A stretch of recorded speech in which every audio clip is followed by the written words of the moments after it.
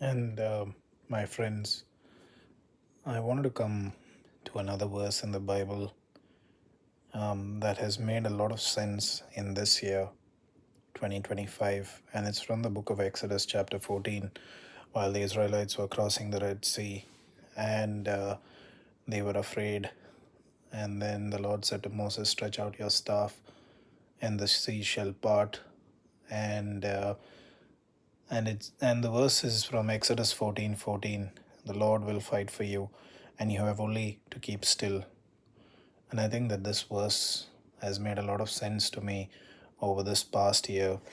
And every time you worry about the way people treat you and all the misfortune that you've had in life, the way people have spoken to you, the way they have shown derision, been condescending, the way they have been prejudiced against you. And from my own personal experience, I would say that there have been situations where I've felt um, taken advantage of, been derided, where people have spoken in a condescending manner to me. They have tried to put me down.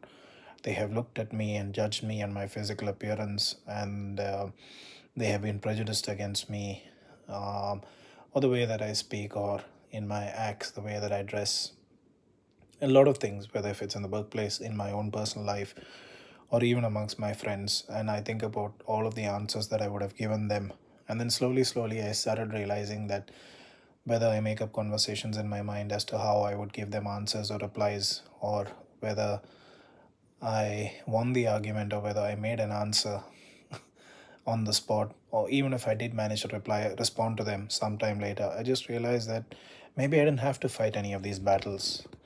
Maybe I was just overthinking it, and then I realized that silence um, answers everything. You just have to keep your peace and walk away sometimes. Not just sometimes, I personally feel that always it's much better to walk away rather than be involved in this. And let me tell you that it's quite true that the Lord will fight for you. You only have to keep still. Sometimes silence is the best answer because God will work for you. And when you go ahead and act on it, then there's nothing that God can do over there. And from personal experience, I would say that let God fight for you. Let God fight for you. Let Him fight your battles.